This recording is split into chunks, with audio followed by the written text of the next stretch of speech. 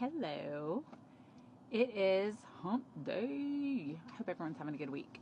I wanted to pop on here and talk about what everybody's talking about.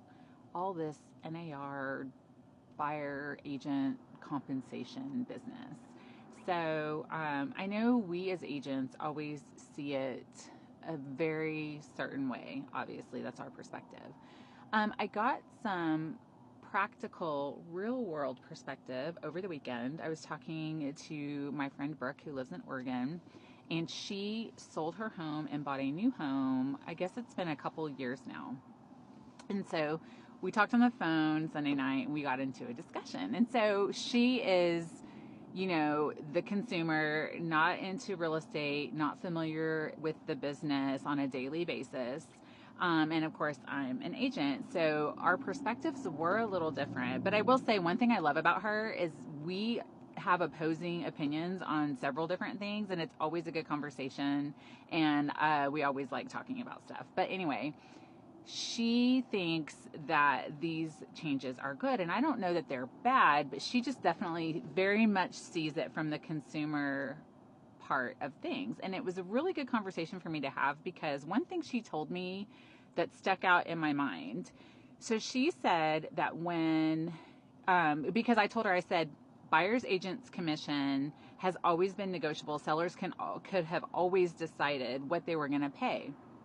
And she goes, when I sold my home, she goes, I never knew that. She goes, I didn't know that until you told me.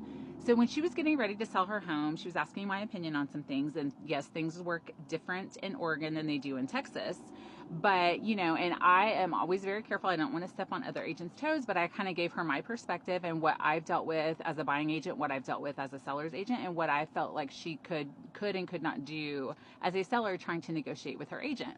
So she said that she never realized that she could negotiate that until I told her.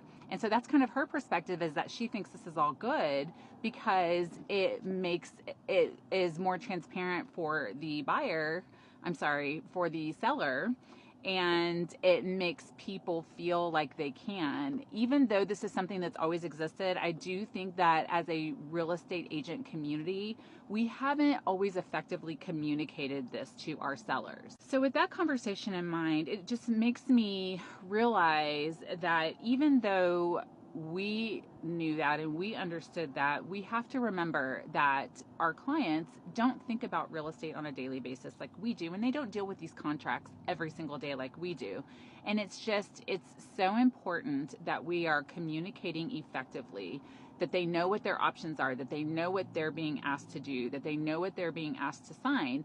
As a buyer's agent, communicate your worth. This is the time to brag about what you do, to showcase what you do, so that buyers understand your value, whether or not the seller is paying compensation.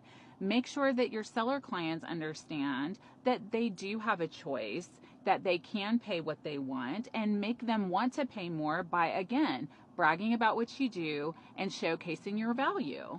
I know it sounds good to say it and it sounds easy, and I know we're coming up on some difficult times as everybody adjusts, but I do think we can do it. And I do think that as long as we always keep the consumer in mind while not sacrificing our worth and our value as professionals, I think we can get through this and we can come to a place where this works for everybody and it doesn't feel so overwhelming. Now, keep in mind, the settlement is not finalized until November, so this is going to be very fluid, and we're going to see changes between now and then.